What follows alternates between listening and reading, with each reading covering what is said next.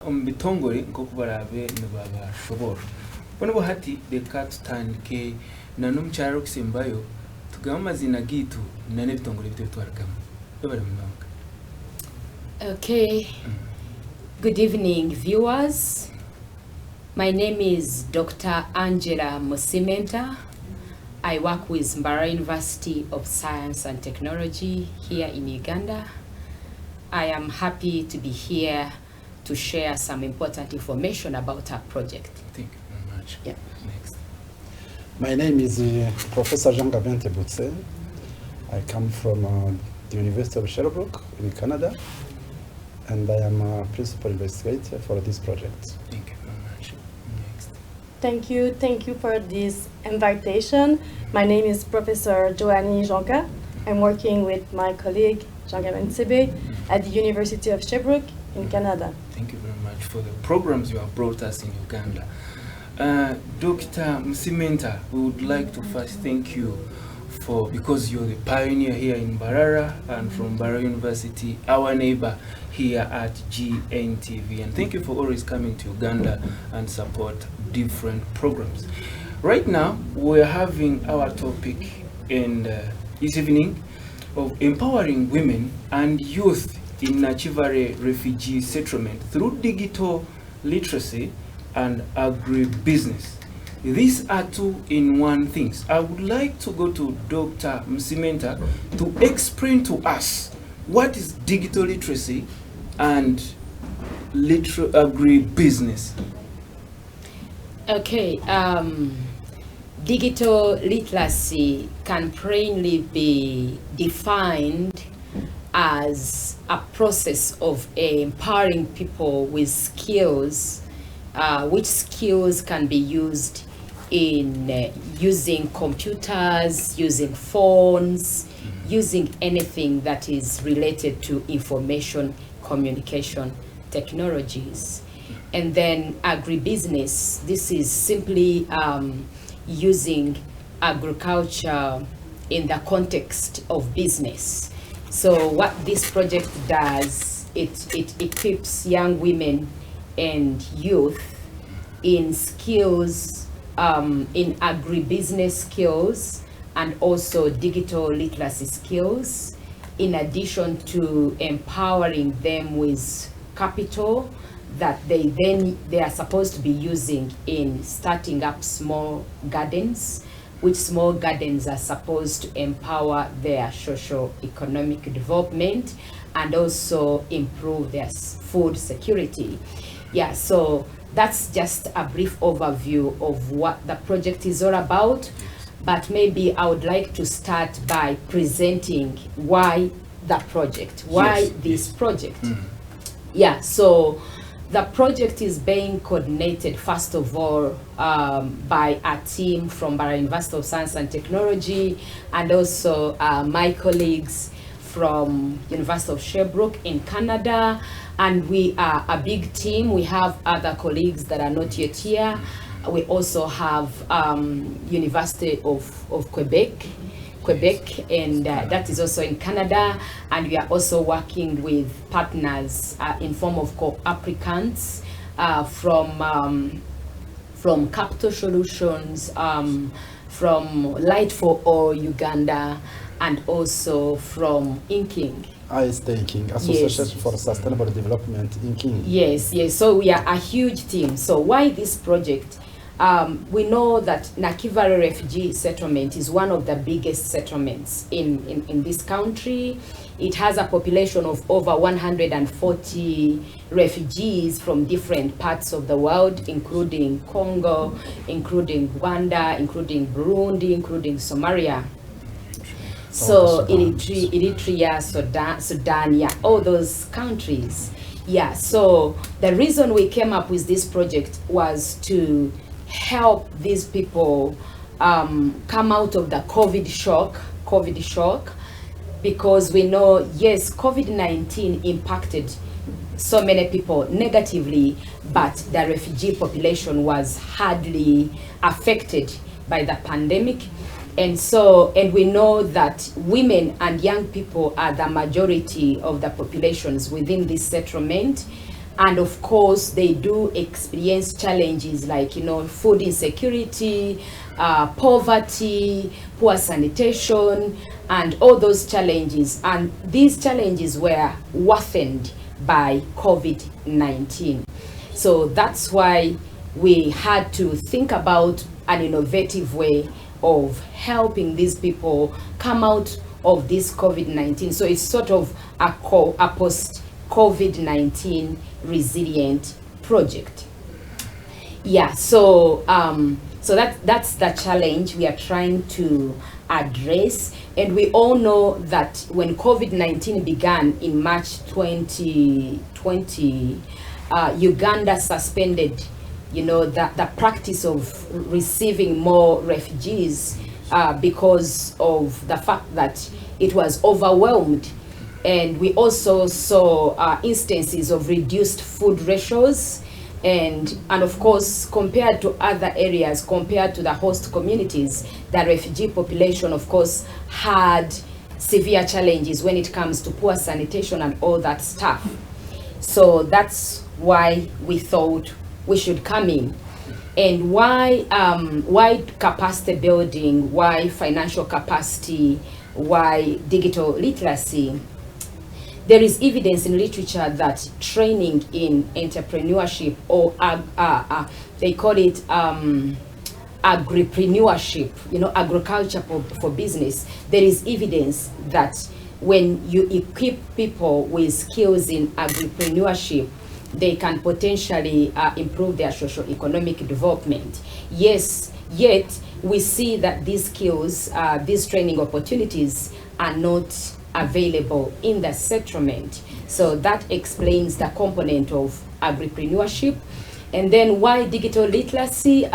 Because we know that a lot can be achieved with mobile technologies, and there is evidence in literature that using mobile technologies, people can feel empowered, people can get access to reliable information, for example, agricultural information. People can connect, so it could potentially be a remedy for the social distance that we had during COVID-19. And yet only 44% of the refugee population, they have access to mobile phones. So that's why we came in with digital literacy. And we didn't only train them in digital literacy, but we also provided smartphones that were loaded with agricultural, educational information in form of videos. Yes. Yeah, and of course, we also covered some soft skills because we needed to group these people so that they can start working together and developing together. As we know, together we can.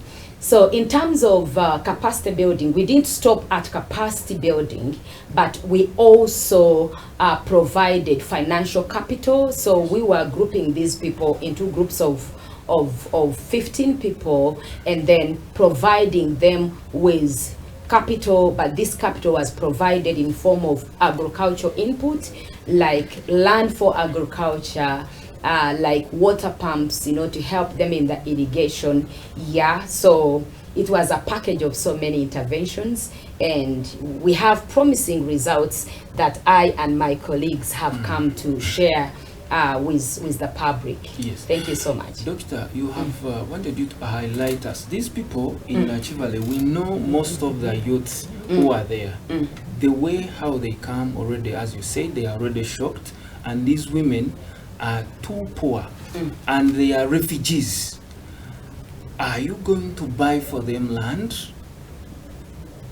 Thank you very much. That's a very important question. I should actually have mentioned that this project, we started this project in 2023. Yes. Yeah, so we are now almost 2 years old. Yes, for the challenge of land ownership, we know that in Nakivale refugee settlement, like any other settlement, you can't buy land, but at least you can rent some land. Yeah, so what we have been doing with the groups, we sort of requested them to find out, the potential or the possibility of getting land, so they could get land, and then we would help in renting that land, paying for using that land. Yes. Yeah, so that's what we've been doing. But we also know that it's possible, if we go through the authorities, it's possible for them to get an allocation of land which they can then use for this project. And it's what we are looking at in terms of long-term goal. Yeah. Yes. As we know Mbarara University and these universities in Canada, you're all going through the Ministry of Education, and which is the government. Do you connect with the government when you're doing these particular projects in empowering these youths? Yeah, yes we do. Yes we do. Because we definitely could not do this alone. So we do have collaboration with the Prime Minister's office. We have collaboration with the camp commandant, and we are also collaborating with the local authorities in a single district. And of course, so we are working together with the government. The government is aware of what we are doing, and we are also trying to work with the organizations, the non-governmental organizations that are working in Nakivale refugee settlement, because we believe in partnership. Yes. Prof, let me ask you one simple thing. Why did you decide to get this scope of Nakivale to be your main focus in doing all these ones? The main reason is that Uganda is a model of hospitality. When we compare the conditions, the living conditions of refugees in different countries, we notice that Uganda really has welcome refugees, and also people who live in those refugees, even if they come from different countries, we see that there is a kind of harmony. They live peacefully together, and I think that it is an inspiring context in which with this experience of this project, we can get many learnings which can also inspire other contexts where refugees live. So if I try to resume, is that I can say that we chose Uganda, Nakivale refugee settlement, because of course me as an African native, my native country, I always, I can't, it's a pleasure for me to say that I was born in Africa. My native country is Burundi, and there are also refugees from Burundi. But frankly, when I heard that there are many refugees coming from different countries and where people live peacefully, I think that we can also learn something when we think about peace building programs. I think that it should be a good example, an inspiring example. Thank you very much. We're seeing most of these people, when they get fined, they go back in their own nations with those equipments which you have given them.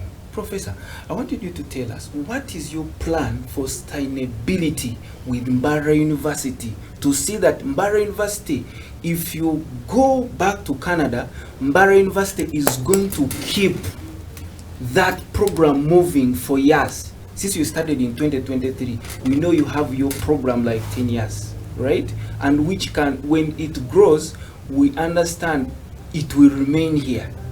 And Dr. Musiimenta is expected to remain running it. How are you planning to see that that project remains on ground and supporting those refugees, those who are here and those ones who are expected to come?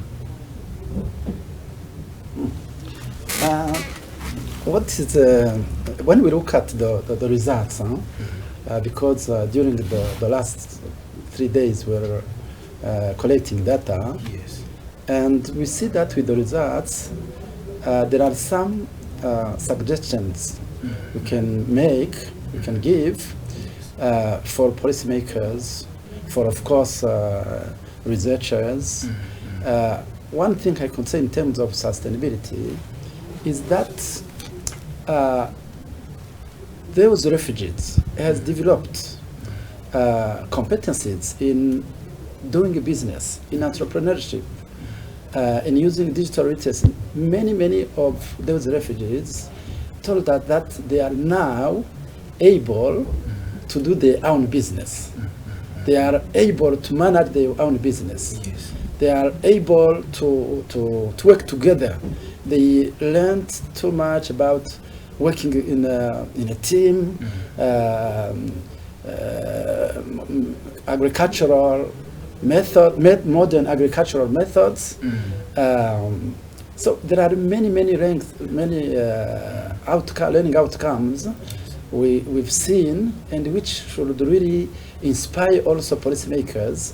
For example, in terms of sustainability, it will be very important that, for example, even here the government of Uganda or in international institutions support those refugees who now are able to do their own business, to give them a microcredit, for example, to give so that now they have knowledge, they have lived an experience with a practical experience, with the knowledge. Now they feel confident to do their own business, and we have. It is very so important when we listen to the interviews. They said now, as a woman, for example, as a woman, now before I stayed at home, this project pushed me to go out, to be with us, to think out of the box, to learn how to learn. And it's very important in terms of agentivity, in terms of empowerment.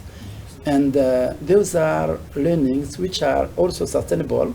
But now what they need is really to be supported in terms of funds, microcredits, because they say, they told us that now they are open-minded.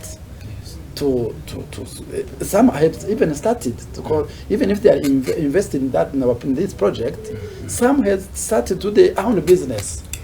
They really, when we listen to the response in the interviews, we are very satisfied over the impact of this project. It's very. We are when we represent results, when we finish the analysis of the different results. With the different data, really, I think that we should give more information to policymakers, to researchers, to even community leaders, or many stakeholders will really learn much from the results. Yes. Dr. Musiimenta, as we're moving on, most of these refugees, some of them, they are willing to go back. Do you also follow them in their countries to see that if what they learned in the refugee camps are impacted on ground in their own nations? Yeah, before I can answer that one, I would like to say something on sustainability in addition to what Professor has said. You see, capacity building itself is a sustainable entity because you have the skills, and more so, we supplemented these skills practically by giving them the agricultural input to actually do the work. And because this project is supposed to last for 2 to 3 years, we are sort of using a phased sort of approach, because in the first season, for example, we hired land for them, and then in the second season we told them, you know what, you can contribute to this project because it is your project. It is meant to improve your socio-economic well-being. So we told them, now you can hire land for yourself, get seeds, and then we can do the things you can't do, like for example buying a water pump, because water pumps are very expensive. Yes, so, and we saw they were all excited to do so. So each group, by the way, we are benefiting over 258 women and youth, so they were excited to do so. And that's some sort of a phased approach to let them know that hey, we are here to support you, but we want you to stand on your own at some point. And yesterday, just like Prof said, we've been talking to them to find out the impact of this project. And some of them are actually doing their own plantations. They are doing their own plantations. Yes, they are planting in groups and also, doing their own plantations. And of course, that is sustainable in its own making. And maybe what I should have mentioned also, we also build capacity at a master's degree level. So we have 3 refugee students whom we are supporting with fees and stipend at Mbarara University of Science and Technology. They are doing master's degrees in business administration and information systems. And our anticipation is these people will again be the agents of change after completing their course, after completing their programs. Yes. And of course, we see good results because they are selling their agricultural produce and also providing school fees to their children. And again, that is something sustainable. Yeah, so that is sustainability. Yeah, going back to your question about the applicability of the skills when they go back to their countries. By the way, from the findings, it is actually a settlement rather than a camp. So people stay there for a long time. We have, from our findings, people who have been there for 20 years, for 15 years. And since we started that project over around 2 years ago, we haven't had any person that has left to go back to his or her country. Yeah, but just like I said, a skill is a skill. Wherever you go, you can always put it to use. And we believe beyond doubt that even when they leave this country, they can always put their digital skills to use. They can always put their entrepreneurship skills to use. They can always put their agricultural skills to use. Yes. No doubt. Doctor, Yeah. I wanted us to highlight us in this. Do you only target the youth and the women who are in the camp or even the surrounding communities? Good question. So the camp is very big. Yes. Like I said, it has over 140 refugees. And you can see that out of those so many people, we are only working with 258. So meaning that so many other people are not part of this project, not because we are exclusive, but simply because we only had resources for those few. Yeah, so we are not focusing on communities outside the camp, but I should say that for purposes of harmony, for purposes of people living together and not feeling like they are discriminated, there is also a requirement for all projects that are implemented in Nakivale refugee settlement or in any other refugee settlement to at least benefit about 30% of the nationals. Yes, so the majority are refugees, but we have some nationals who are living within the refugee community. Yes. What are the major crops which they are dealing in their agribusiness, which you have told them? Yeah. Joanne, do you want to tell us? You mean what are the main issues that they are facing? The agribusiness, the crops which they are growing, taking them to the markets. Yeah, okay. So it depends. We are working with 3 sites. So it depends of the sites, but mainly it is beans, tomatoes, and one site grew up cabbage and onion. Yes, thank you very much. I believe in this one, Dr. Musiimenta, as you're doing this, you know, most of the times you as researchers, you have been facing these people going off malnutrition. When you're dealing in these ones and giving them things, do you consider that to see that the market which they have within them is sustainable for them? Yeah, it's one of the considerations, and the way we came up with these clubs, for example, it was participatory.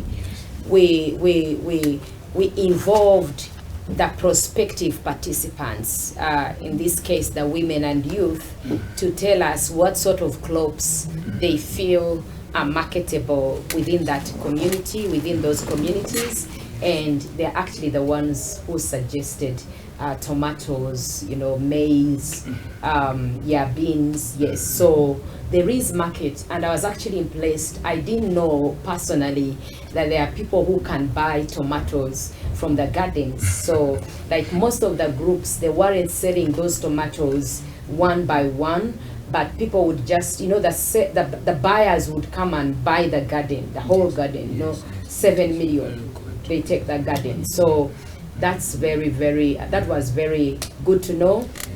But of course, we also see a gap of the need for value addition. Like for example, we could support these people to add some value to their produce, and of course, value addition has implication when it comes to the price, to how much they can get from the sale of their produce. Yes. Yeah. Doctor, you're saying here digital literacy, the way you have talked about, and you have told us that you're supporting 258 women and the youth.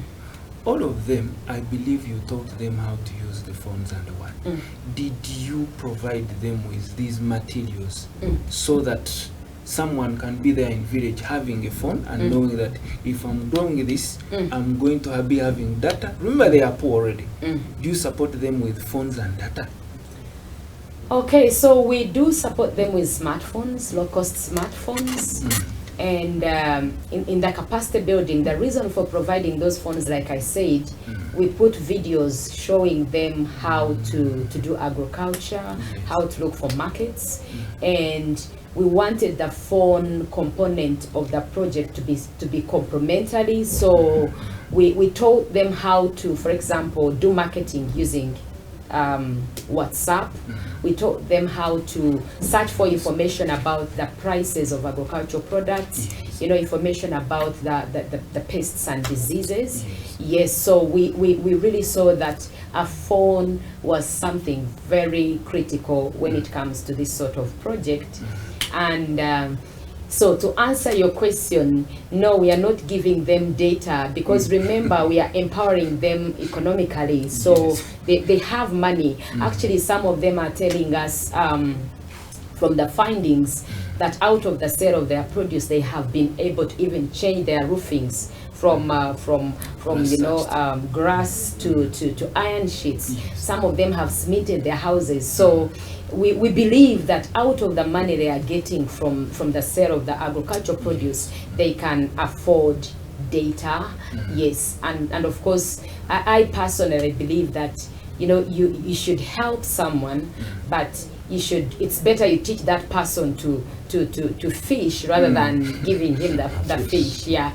So and that's the sort of approach we are using. Yes. The time when I was in Nakivale, there were a lot of safety and we never had security, most especially on agricultural things. You'd find someone has grown along the road, the way how you're teaching them.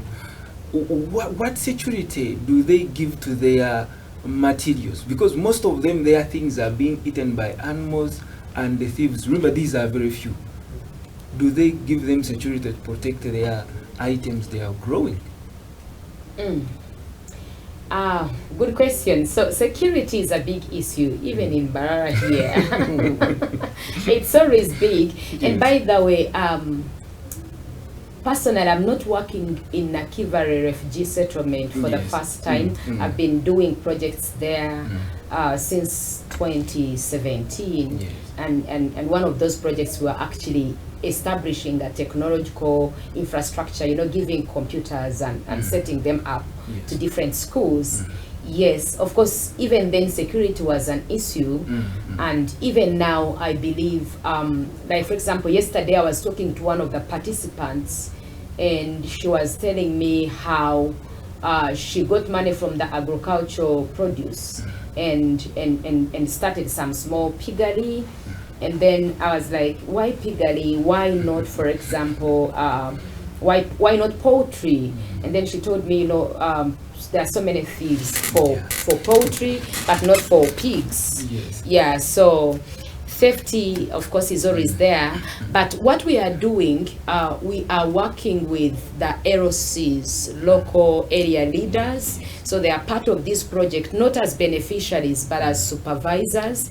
And because these people know that we have that sort of cover from the LOC leaders, local leaders, they feel they should be responsible. Like, for example, yesterday I was talking to one of the groups in Nyarugugu, and this lady was telling me something that has really kept them moving, to make sure that the pumps are not being misused, maybe rented out, or maybe the produce being misused. And she was telling me they have defense people in their team, and on ground. So yes, those sort of strategies.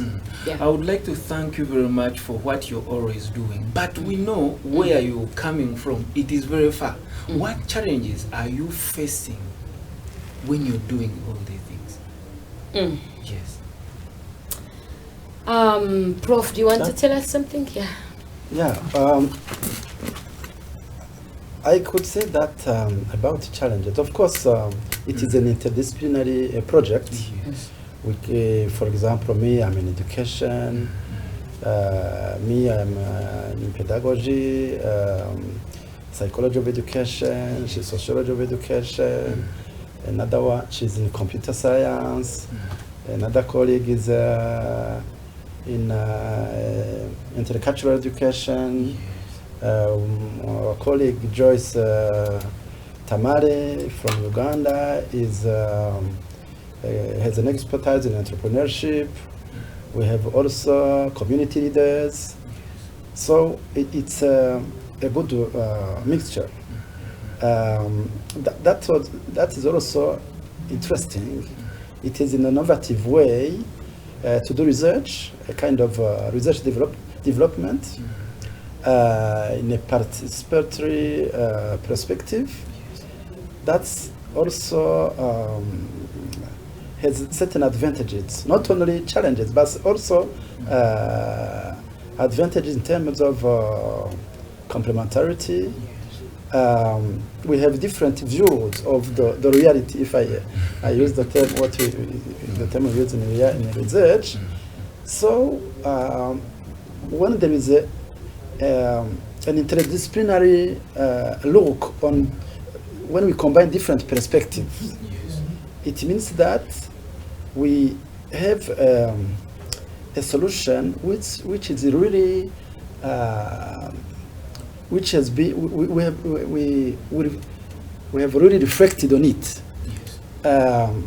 We see that with the results we have, one discipline couldn't get those results.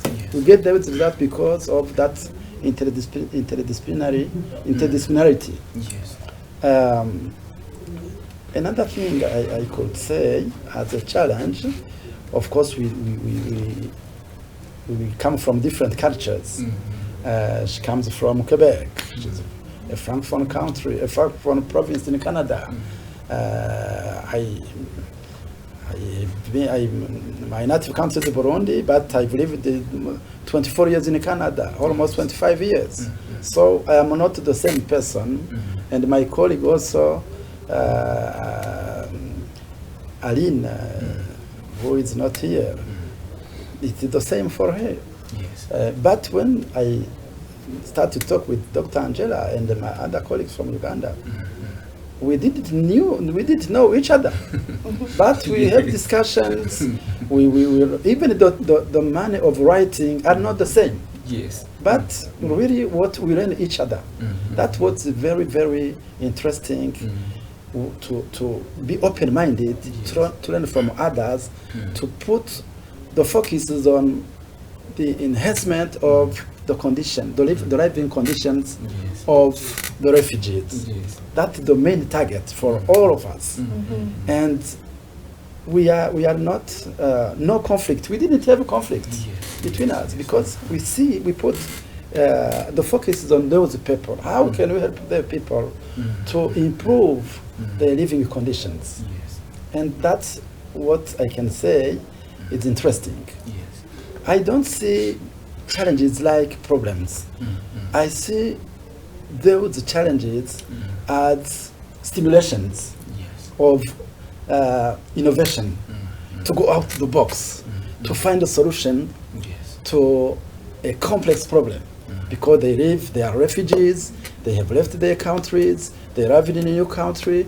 But we have also to look, you see, you know, there is me, I am normally a positive person.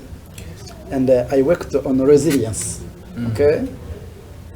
In resilience, we have to look on protective factors, not only on risk factors, but also on protective factors. Yes.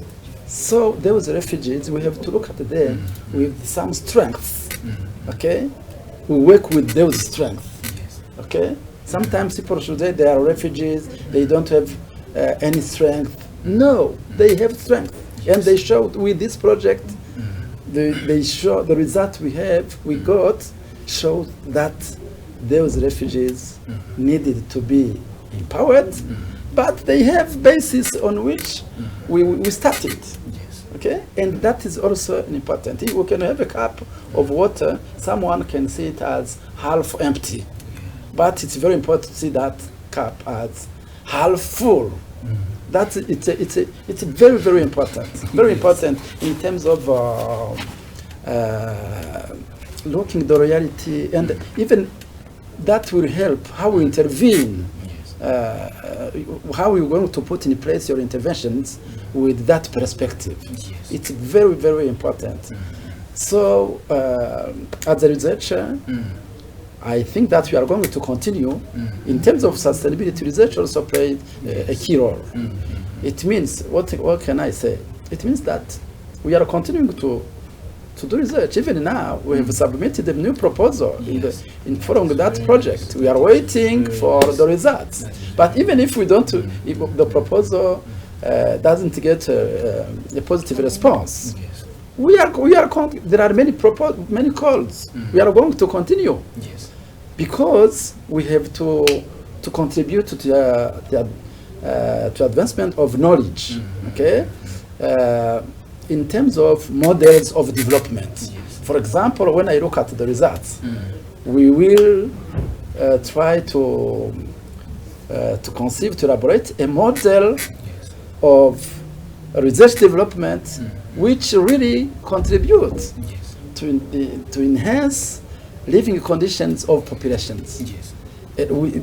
I am sure we are going to arrive on that. Yes. We can also, you were asking, you had a question about what should be done when those refugees will return to their countries.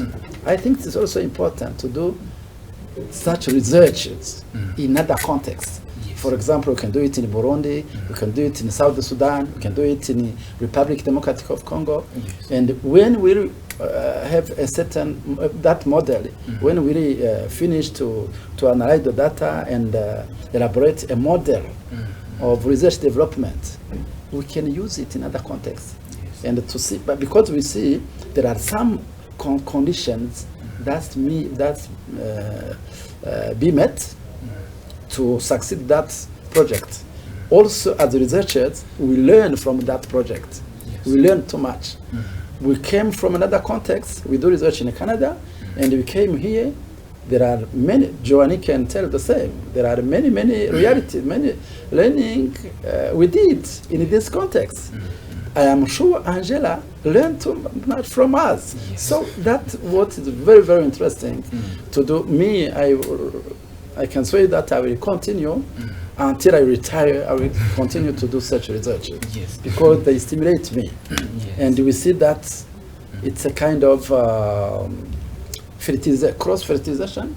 I don't know how I can say it. Cross, because I teach in French, but it's like to be in French, but it's something very interdisciplinarity. It's interdisciplinarity. It has a value add on doing research, especially in this world where problems are now complex, and we can't think with one perspective of a discipline. Yes. Yeah. Yes. I would like to ask Professor Joan. Mhm. We are in the. I'm seeing everything you're doing. I would like to first thank you for being in the UNDP, the Sustainable Development Programs of 2030, 2040 program in food security. How the way you have been in Uganda and what you have seen in Nakivale, do you see those people who are already enrolled able to sustain what you have given them? If I'm sorry, can you just repeat? I'm not sure I well understood. We are in UNDP, United Nations Development Programs. It is your way, this is where your program is. Mhm. Under the Sustainable Development Program, Mhm. the enrollment you have done in Nakivale, both women and the youth, the 258, the way you have seen them, are they capable of sustaining what you have given them, Yeah, sure. the next generation? No, I'm fine, thank you.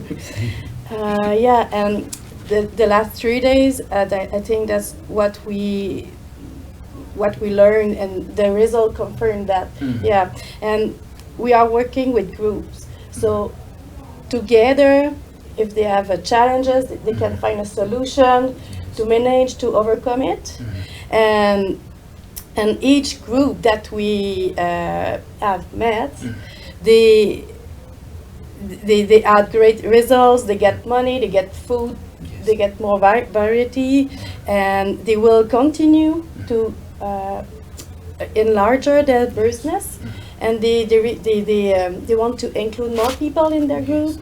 So it's like a snowball. So it's starting very small, and when you roll it, it's getting bigger. Maybe this example is not a good one here in Uganda, but you know what I mean. Yes, thank you very much. Dr. Angella, as we are ending, I would like you to give us your word of wisdom in this program which you're having. Thank you so much. Before I do so, I would love to appreciate the funders for this project. And these are the National Foundation, now National Frontiers in Research Foundation, and the IDRC Canada International Development Research Center. So this is Canadian government, but under those bodies. Yeah, so if it wasn't their efforts, then we wouldn't have managed to do this project. Yes, and of course I would like to thank our top leader on this project, who is Professor Jean Gaben. Yes. Yes, so my word of wisdom is never underestimate the power of combined efforts. They are working in groups and they are making it. I really confirm the saying that together we can.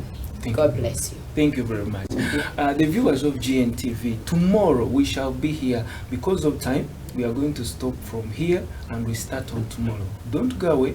The news are coming in. Thank you for watching and keep it on.